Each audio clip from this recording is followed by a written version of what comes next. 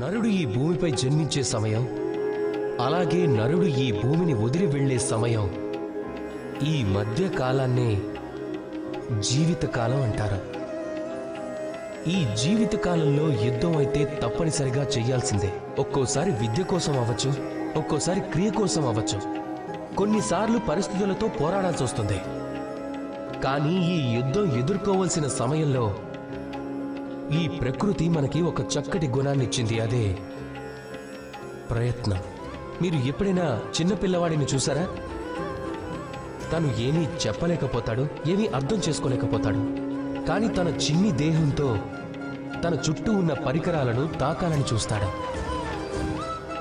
నిలబడతాడు, పడతాడు, మళ్ళీ నిలబడతాడు. ఆఖరికి తన కాళ్లపై నడవటం నేర్చుకుని తీరుతాడు. ఎందుకంటే తను తన మనోధైర్యాన్ని కోల్పోలేదు. జీవితంలో యుద్ధక్షేత్రాలు చాలా వస్తాయి. కొన్నిసార్లు ఓటమికి ఎదురు వెళ్లాల్సి వస్తుంది. కానీ ఓడేది ఎవరు అంటే ఎవరైతే మనోధైర్యాన్ని కోల్పోతారో. అందుకే చెప్తారు, యుద్ధ భూమిలో దిగే ముందు తమ మనసుతో యుద్ధం చెయ్యాలి అని. రణరంగంలో ఓడేవారికి మళ్లీ అవకాశాలు వస్తాయి, కానీ మనోధైర్యం లేక ఓడిన వారికి రావు.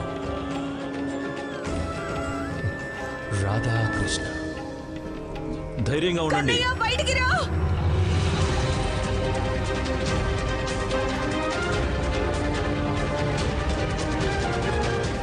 కన్నయ్య, రాధ లోపల ఒక విష సర్పాన్ని చూసింది. నువ్వు బయటికి రా కన్నయ్య. వినపడలేదా బలరామ? త్వరగా బయటికి రా.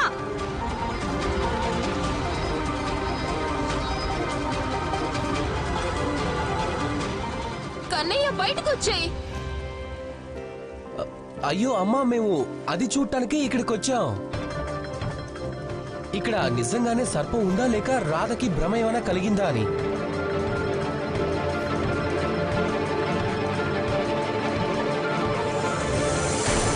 నాకు తెలిసి రాధ ఏ విధంగా అయితే విష సర్పం గురించి చెప్పిందో అదైతే కేవలం భ్రమ అయి ఉంటుంది. ఏ 100 తలల సర్పం గురించి అయితే చెప్పిందో అది నేనైతే ఎప్పుడు వెళ్ళలేదు. మరి నువ్వు? లేదు, నేను కూడా నేను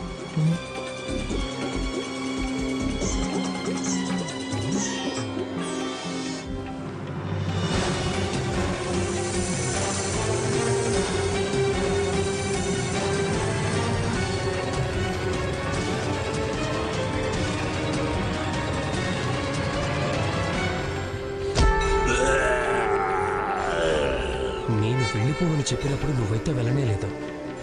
ఇప్పుడు ఎక్కడికి పారిపోవటానికి ప్రయత్నిస్తున్నావు?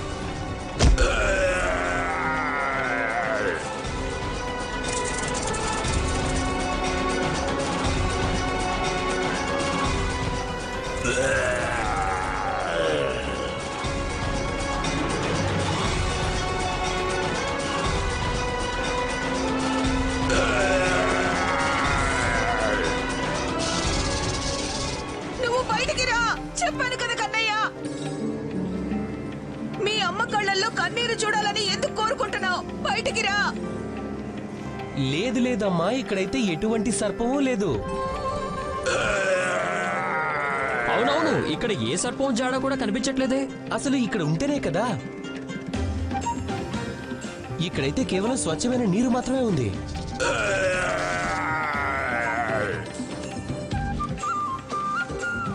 కన్నయ్య, నేను చెప్తున్నాను, బయటికి రా. చెప్పానుగా, బయటికి రండి. అమ్మా, ఇక్కడ చాలా ఆహ్లాదంగా చక్కగా ఉంది. నాకైతే దాహం కూడా వేస్తుంది. ఏమంటావు కన్నయ్య? ఈ నీళ్ళని తాగమంటావా? ఆ, తాగొచ్చు. వద్దు బలరామా.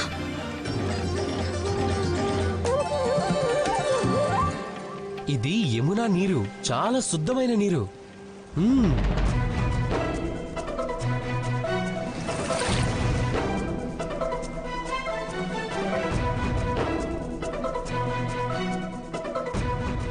వద్దొద్దు బలరామా.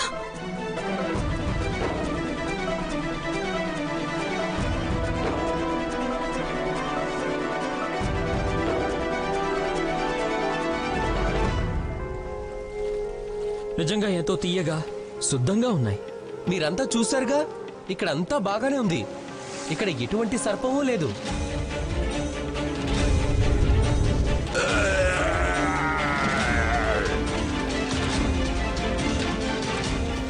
ఒకవేళ మీరన్నట్టు ఆ విషసర్పం ఏదైనా ఉండుంటే యమునలో నీరు కూడా విషమయం అయిపోతుంది కదా.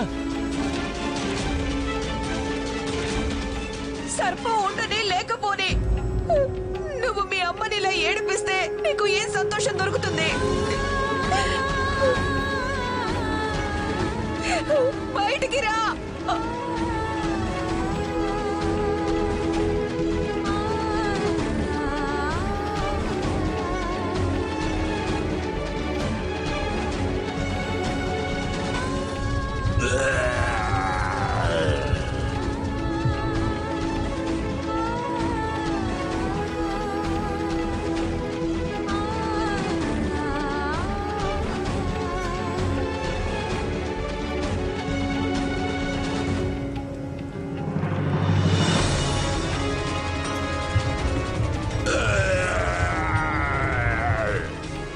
ఈరోజు అమ్మ కారణంగా నీకు శిక్ష తప్పింది కాలియా. కానీ నువ్వు ఇది గుర్తుపెట్టుకో, ఇదే నీకు నా ఆఖరి హెచ్చరిక. వెళ్ళిపో ఇక్కడి నుంచి.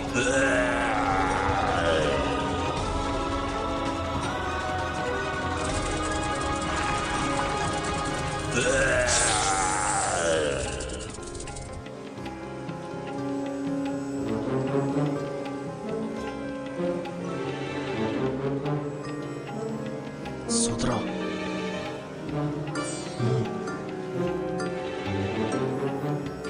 కన్నయ్య త్వరగా బయటికి రా. బయటికి రా నువ్వు. అమ్మా వస్తున్నా వస్తున్నా.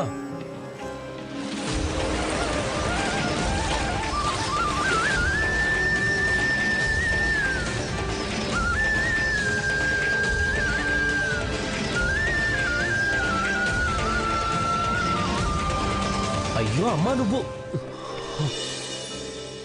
బాగానే ఉన్నావా బలరామా? బానే ఉన్నానమ్మా.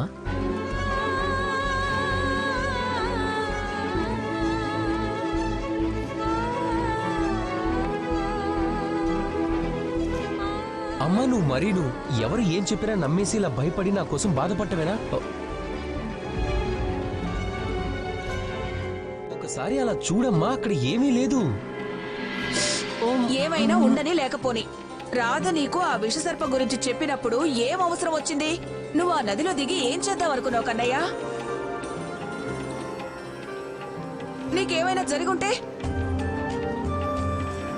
అమ్మా నేను కేవలం నీళ్లు తాగడానికి వెళ్ళానంతే. నీరు తాగడానికి నీకు యమునా నీరే దొరికిందా? నీకేమైనా అయ్యుంటే? నాకేమవుతుందమ్మా? అమ్మా నా మాట అయితే ఒక్కసారి విను, నేను చెప్పేది విను.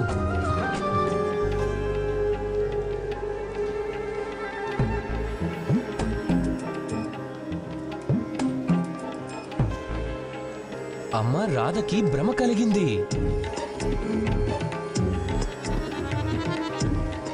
అదేంటంటే భయపడే వారి ఆలోచనలు వాళ్ళ భ్రమకి కారణం అవుతాయి.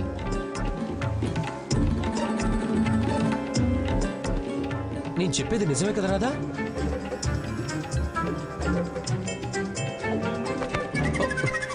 అలాగే ఇక్కడ అలాంటి సర్పం అనేది ఒకటి ఉండి ఉంటే గనక నా మీద కూడా దాడి చేసేది కదా అది.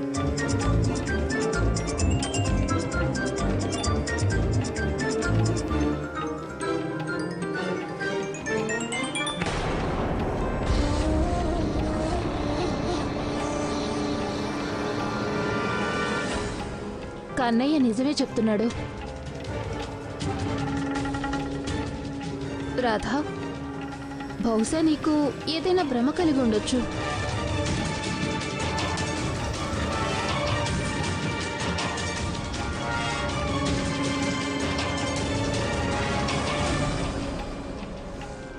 ఇప్పుడు అర్థమైందా నా సామర్థ్యం ఏంటో? ఆ బకాసురుడు నా సంకేతంతోనే ఇక్కడికి వచ్చాడు. ఎప్పుడైతే నేను నా శక్తిని ఉపయోగిస్తానో, ఈ భూమిని పచ్చదనంతో నింపుతానో, ఒక్కరికి కూడా అసువంత సందేహం రాదు ఇది నేనే చేశాను అని.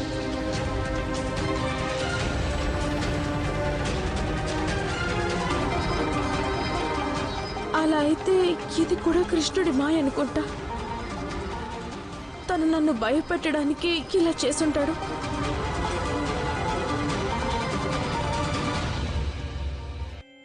గోకుల వాసులంతా ఇక ఇక్కడ ధైర్యంగా నివసించవచ్చు.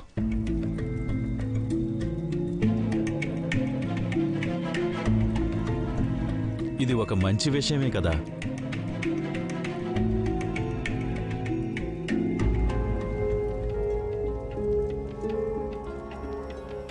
ఆ నారాయణుడి కృపతో అంతా మంచే జరిగింది. మిత్రమా, సమయం చాలా అయింది. అందరం గృహాలకు వెళ్ళి ఆహారం భుజిద్దాం.